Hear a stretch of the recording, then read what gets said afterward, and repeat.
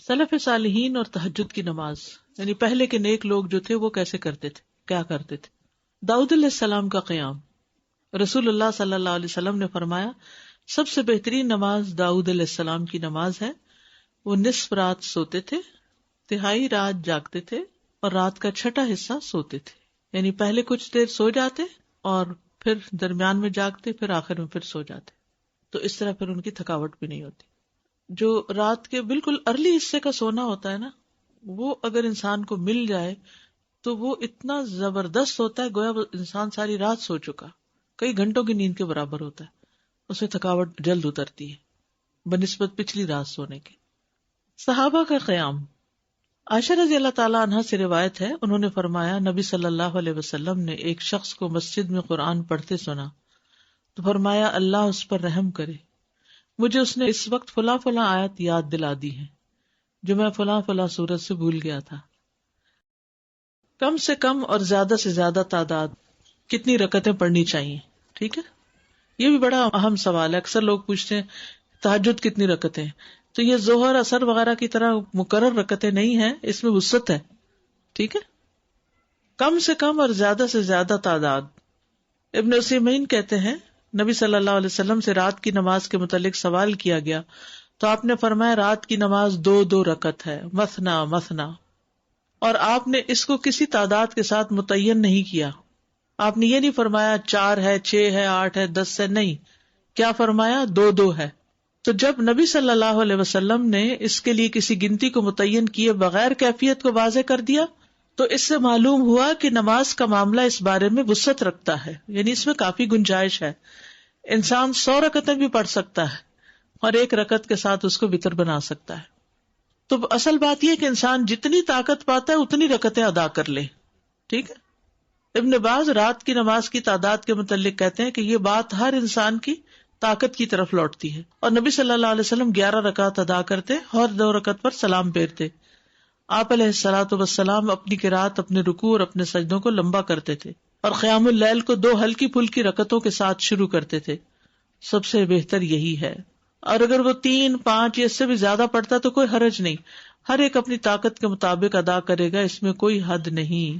لیکن سب سے افضل صورت 11 رکعت نماز پڑھنا ہے، 8 تہجد اور 3 وتر. نبی صلی اللہ علیہ وسلم کا رمضان اور غیر رمضان میں 11 رکعت سے زیادہ نہ پڑھنا. ابو سلمہ بن عبد الرحمن سے روایت ہے، انہوں نے عائشہ رضی اللہ تعالیٰ عنہا سے پوچھا، اور یہ صحیح مسلم کی روایت ہے، کہ رمضان میں رسول اللہ صلی اللہ علیہ وسلم کی نماز کیسے ہوتی تھی؟ انہوں نے جواب دیا، رسول اللہ صلی اللہ علیہ وسلم رمضان اور اس کے علاوہ دوسرے مہینوں میں فجر سے پہلے 11 رکعتوں سے زیادہ نہیں پڑھتے تھے. شیخ البانی کہتے ہیں کہ صحیح نص کے ذریعے رسول اللہ صلی اللہ علیہ وسلم کے فعل سے قیام اللیل کی رکعات کی تعداد 11 ثابت ہے، اور جب ہم اس میں غور کرتے ہیں تو ہمارے لیے انتہائی واضح طور پہ ظاہر ہو جاتا ہے کہ آپ اپنی پوری زندگی اس گنتی پر قائم رہے، خواہ رمضان ہو یا اس کے علاوہ آپ اس سے زیادہ نہیں پڑھتے تھے. جہاں 13 کی بات آتی ہے نا تو وہ 2 سنت فجر کی بھی شامل کر لیتے ہیں. حضرت عائشہ سے روایت ہے نبی صلی اللہ علیہ وسلم رات کو 11 رکعتیں پڑھتے، 8 رکعتیں تہجد اور 3 وتر. کبھی 9 رکعتیں بھی پڑھی ہیں آپ نے، ٹھیک ہے، کبھی 7 رکعتیں بھی ادا کی ہیں آپ نے، اور 7 سے کم نہیں پڑھی، یعنی 6 پڑھ کے 1 وتر کیا ہے، 7 سے کم نہیں پڑھی اور 13 سے زیادہ نہیں پڑھی. رکعت کی ادائیگی کا طریقہ کیا ہے؟ 2 کر کے پڑھنا.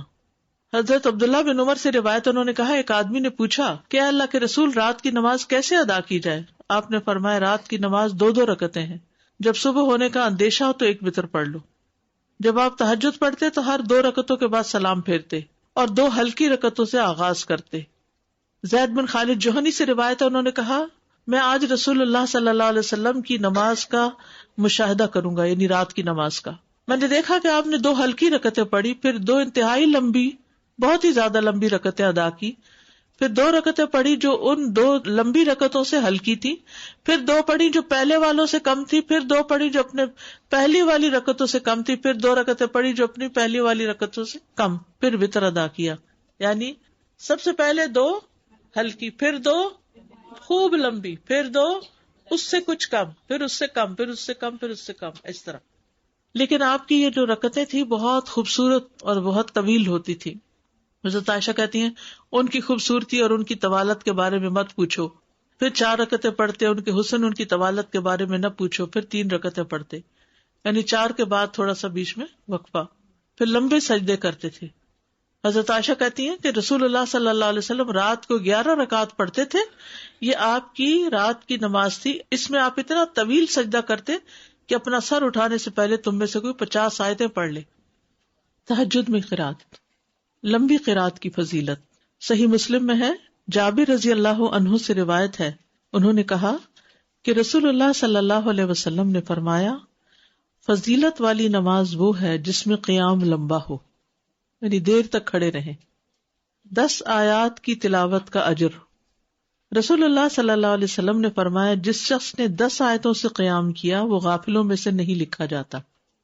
100 آیات کی تلاوت کا اجر، رسول اللہ صلی اللہ علیہ وسلم نے فرمایا، جس نے 100 آیات کے ساتھ قیام کیا وہ فرما برداروں میں سے لکھا جاتا ہے۔ رسول اللہ صلی اللہ علیہ وسلم نے فرمایا، جس نے رات کی نماز میں 100 آیات کی قرات کی اسے غافلین میں نہیں لکھا جاتا اور اسے فرما برداروں میں لکھ لیا جاتا ہے۔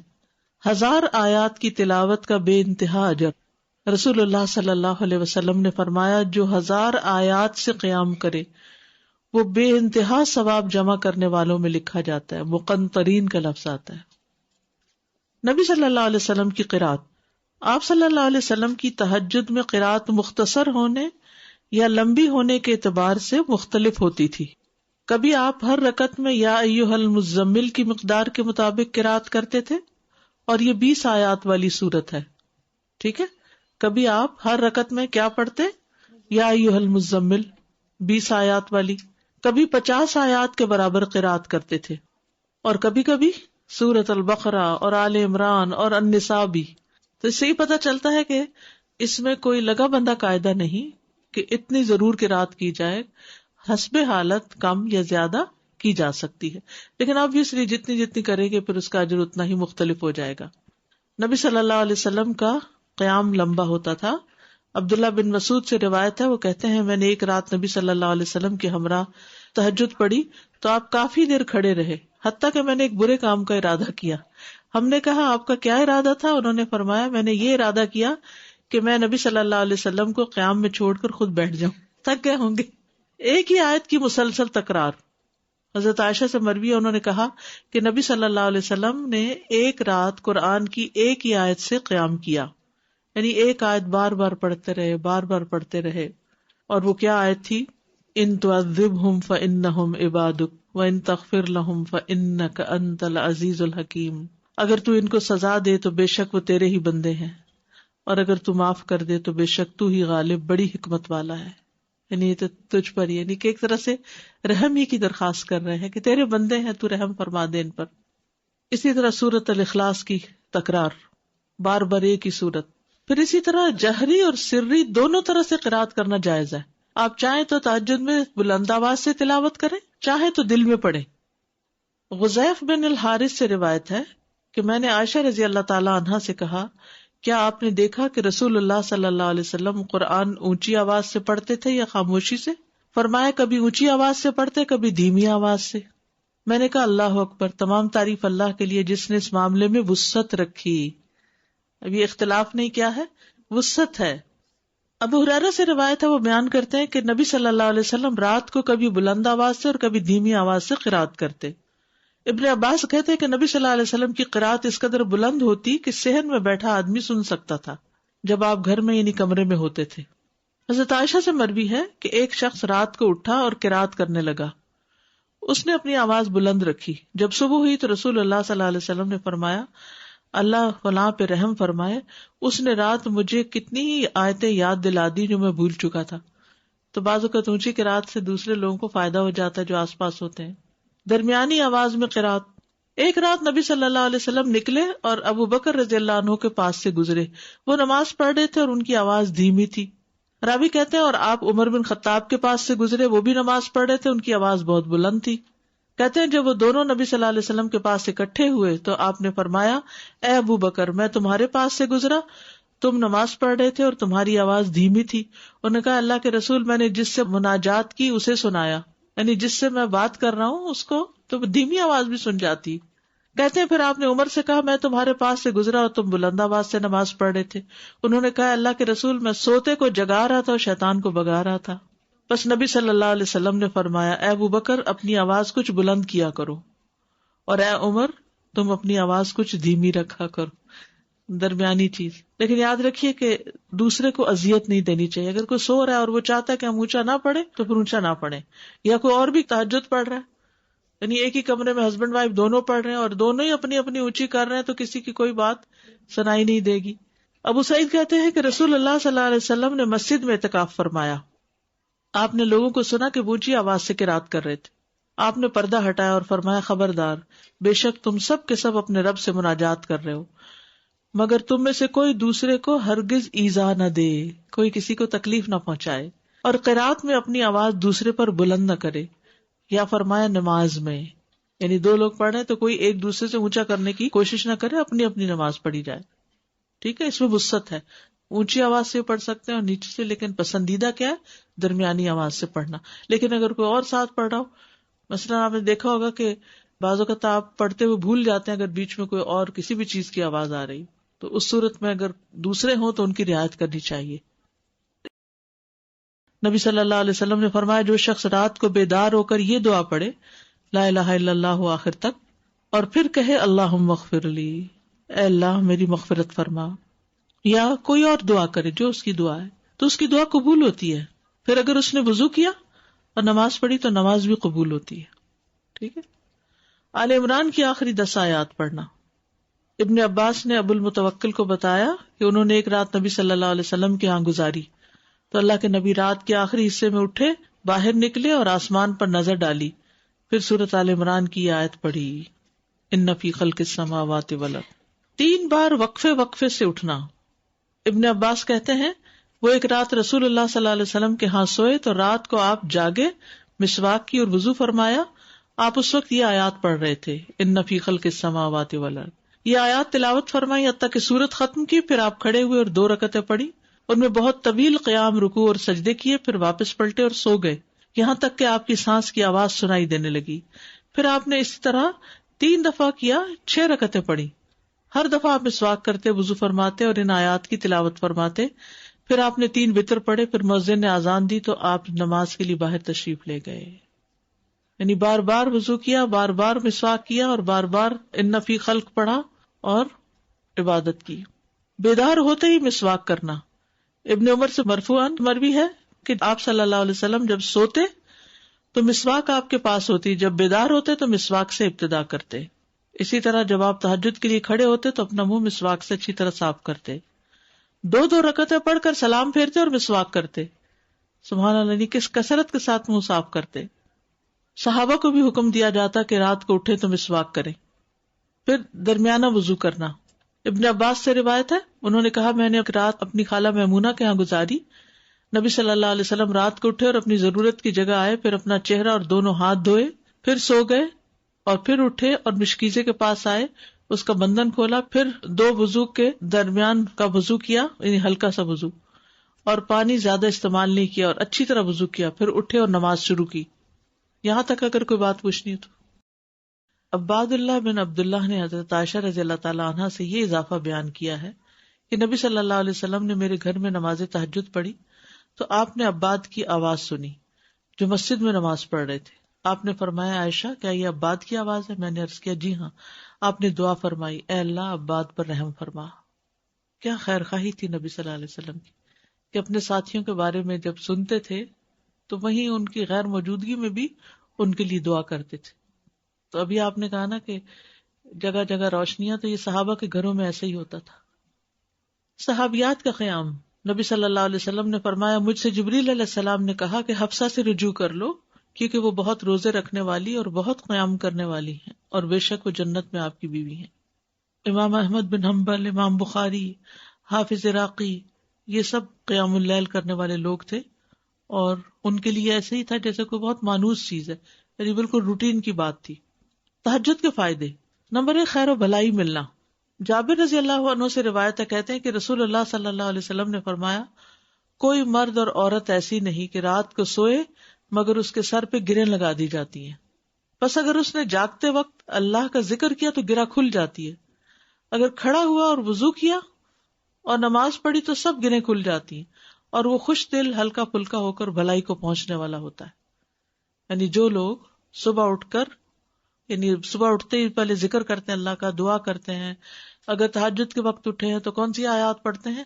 آل عمران کی آخری آیات، ان فی خلق السماوات والارض، اور پھر وضو کرتے ہیں، نماز پڑھتے ہیں تو ان کی ساری گرہیں کھل جاتی، بالکل فریش ہو کر، ریلیکس ہو کر دن کا آغاز کرتے ہیں. اور اگر نماز مس ہو جائے تو بوجھ تلے آ جاتے ہیں. اسی طرح نفس میں چستی آتی ہے، ورنہ سستی اور خباثت نفس کے اندر آتی ہے. لا علاج مرض سے شفا ملنا. امام ابن قیم کہتے ہیں قیام اللیل حفظان صحت کے اسباب میں سب سے زیادہ نفع مند ہے، یعنی صحت کی حفاظت کے لیے سب سے اچھی چیز ہے، اور بہت سے لا علاج امراض کو روکنے والے امور میں سے سب سے زیادہ روکنے والا ہے، اور جسم، روح اور دل کو بہت چاق و چوبند رکھنے والا ہے. یعنی لا علاج مرضوں کا علاج ہے قیام اللیل. دل کا علاج، یحییٰ ابن معاذ کہتے ہیں دل کا علاج 5 چیزوں میں ہے. نمبر 1 تدبر کے ساتھ قرآن پڑھنا. نمبر 2 پیٹ کو خالی رکھنا، یعنی بہت زیادہ نہ کھانا. نمبر 3 قیام اللیل. نمبر 4 سحری کے وقت اللہ کے سامنے عاجزی اور انکساری کرنا. نمبر 5 نیک لوگوں کی مجلس میں بیٹھنا. دل کو خوشی ملنا. عطا خراسانی کہتے ہیں جب آدمی رات کو تہجد کے لیے اٹھتا ہے تو خوشی کے ساتھ صبح کرتا ہے، اور اس قیام کی وجہ سے اپنے دل میں مسرت محسوس کرتا ہے. اور اگر اس پر نیند غالب آ جائے اور وہ اپنے ورد سے سویا رہ جائے تو غم کی حالت میں صبح کرتا ہے کہ آج میرے تہجد مس ہو گئے، اور اس کا دل ٹوٹا ہوا ہوتا ہے، گویا کہ اس کا کچھ کھو گیا ہو، کیونکہ اس نے اپنے نفع مند کاموں میں سب سے زیادہ مفید کام کو کھو دیا، یعنی قیام اللیل کو. رزق ملنا. ابن قیم کہتے ہیں 4 چیزیں رزق کو کھینچ لاتی ہیں. نمبر 1 قیام اللیل. نمبر 2 سحری کے وقت استغفار کی کثرت. نمبر 3 صدقے کا خیال کرتے رہنا. نمبر 4 دن کے شروع اور آخر میں اس کا ذکر کرنا، یعنی صبح شام کی دعائیں ہیں یا اذکار ہیں. چہرے پر نور آنا. حسن بصری سے پوچھا کہ رات کو تہجد پڑھنے والے سب لوگوں سے زیادہ حسین چہرے والے کیوں ہوتے ہیں؟ انہوں نے کہا اس لیے کہ وہ تنہائی میں رحمان کے ساتھ گفتگو کرتے ہیں اور اللہ انہیں اپنا نور پہنا دیتا ہے. لوگوں کی محبت ملنا. سعید بن مسیب کہتے ہیں کہ ایک آدمی رات کو نماز پڑھتا ہے تو اللہ اس کے چہرے میں نور بنا دیتا ہے. اس نور کی وجہ سے ہر مسلمان اس سے محبت کرتا ہے. جب اس کو ایسا شخص دیکھتا ہے جس نے اسے پہلے نہیں دیکھا ہوتا تو وہ کہتا ہے بے شک مجھے اس آدمی سے محبت ہے، یعنی دیکھتے ہی اس کے دل میں اس کی محبت آتی ہے. کوئی ایک فائدہ بتائیے مجھے، کیا فائدہ تہجد پڑھنے کا؟ خوشی ملنا، دل کا علاج، لا علاج مرضوں سے حفاظت، رزق ملنا، یس، نفس میں چستی آنا، لوگوں کی محبت ملنا.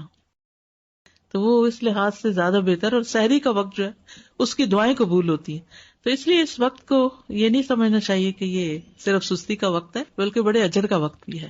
اور پھر یہ جو ہم کہتے ہیں نا کسی کو چلو 10 منٹ پہلے اٹھ کے پڑھ لو، یہ صرف اس لیے کہتے ہیں کہ ایک دو پڑھیں گے مزہ آئے گا، پھر 10 کے وہ پیچھے اور 10 چلے جائیں گے. بگننگ بھی ہے، بالکل اسٹیپ بائی اسٹیپ، تھوڑا تھوڑا، ورنہ 1-2 دن تو جذبات میں آ کے اٹھیں گے تو پھر چوتھے دن پھر سوچ پڑے ہوں گے. تہجد کا وقت عشاء کے بعد سے طلوع فجر تک. عشاء کے بعد سے طلوع فجر تک نبی صلی اللہ علیہ وسلم نے فرمایا اللہ نے تمہیں مزید ایک نماز عطا کی ہے جو کہ وتر یعنی تہجد ہے، اسے نماز عشاء اور نماز فجر کے درمیانی وقفے میں پڑھ لیا کرو.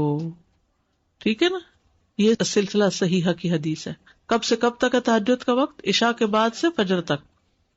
اٹھنے کا بہترین وقت، مسند احمد کی روایت ہے، ابو مسلم سے روایت ہے کہ میں نے ابو ذر رضی اللہ عنہ سے پوچھا رات کے کس حصے میں قیام کرنا سب سے افضل ہے؟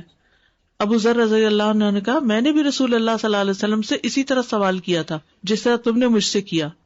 آپ نے فرمایا رات کے پچھلے پہر، یا رات کے پچھلے پہر یا نصف رات میں، لیکن ایسا کرنے والے بہت تھوڑے ہیں. یعنی مشکل ہے نا آدھی رات کو اٹھنا. آپ مثلاً سوئے ہیں 10 بجے اور 12 بجے پھر اٹھ جائیں تو مشکل ہوگا. رات کے آخری حصے میں قیام کرنا. جابر رضی اللہ عنہ سے روایت ہے، انہوں نے کہا میں نے نبی صلی اللہ علیہ وسلم کو فرماتے ہوئے سنا تم میں سے جسے یہ خدشہ ہو کہ وہ رات کے آخر میں نہیں اٹھ سکے گا تو وہ وتر پڑھ لے پھر سو جائے، اور جسے رات کے قیام کا یقین ہو وہ رات کے آخر میں وتر پڑھے، کیونکہ رات کے آخری حصے میں قرات کے وقت حاضری دی جاتی ہے اور یہ بہتر ہے. ٹھیک ہے، تو رات کا آخری حصہ بھی اچھا ہے. آخری پہر دعاؤں کی قبولیت کا وقت بھی ہے. عمرو بن ابسہ سے مرفوعاً روایت ہے کہ رات کی نماز 2 رکعت ہے اور رات کے آخری حصے میں دعا سب سے زیادہ قبول ہوتی ہے. رات کے آخری حصے میں دعا سب سے زیادہ قبول ہوتی ہے. نبی صلی اللہ علیہ وسلم کے اٹھنے کا وقت. مسروق سے روایت انہوں نے کہا میں نے عائشہ رضی اللہ عنہا سے پوچھا کہ نبی صلی اللہ علیہ وسلم کو سب سے زیادہ کون سا عمل پسند تھا؟ انہوں نے فرمایا وہ عمل جو ہمیشہ ہوتا رہے. میں نے کہا آپ رات کو کب اٹھتے تھے؟ انہوں نے فرمایا جب مرغ کی آواز سنتے تو اٹھ جاتے. اب دیکھیے اس کو گھڑیاں نہیں تھی، لیکن اللہ نے نیچرلی یعنی کہ ایک وقت تہجد کا جو تھا اس میں مرغ اذان دیتا ہے تو وہ بھی ایک الارم کی طرح ہے. آپ کو پتہ ہے کراچی کا تو کچھ نہ کچھ ہے، اس لیے کہ فرسٹ ٹائم کراچی میں میرے ساتھ یہ ایکسپیرینس ہوا کہ رات کے وقت کبے بول رہے ہیں، رات کے وقت کبے بول رہے تھے. یہ فرسٹ ٹائم میں نے دیکھا تو میں نے کہا یہ کیا ہوا ہے، یعنی میں پریشان ہو گئی جب شروع میں گئی وہاں کہ یہ کیا ہو رہا ہے. پھر مجھے سمجھ میں آیا کہ یہاں کراچی میں تو ساری رات ٹریفک چل رہی ہوتی ہے اور لوگ جاگ رہے ہوتے ہیں، کہ کراچی میں لوگ رات کو زیادہ جاگتے ہیں تو وہ پھر کبھی بھی جاگنے لگ گئے. کھانا ملتا ہے، بالکل کھانا بھی ملتا ہے. اب دیکھیں ریسٹورینٹس کے باہر وہ پرندے اڑ کے رات کے وقت آ کے بیٹھ کے جاتے ہیں، کیونکہ دن کو وہ سب بند پڑا ہوتا ہے بےچارے، ان کا رزق بھی رات کو کھلتا ہے. ان کا یعنی کہ وہ سارا سسٹم ڈسٹرب ہو چکا ہے، جیسے انسان ڈسٹرب ہو گئے تو پرندے بھی ڈسٹرب ہو گئے ہیں. حضرت عائشہ سے روایت فرماتی ہیں آپ صلی اللہ علیہ وسلم شروع رات میں سوتے اور آخر رات میں بیدار ہو کر تہجد کی نماز پڑھتے.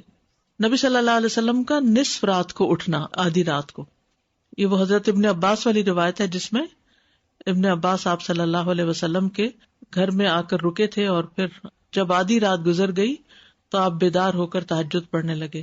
نبی صلی اللہ علیہ وسلم کا سحری سے قبل نماز سے فارغ ہونا.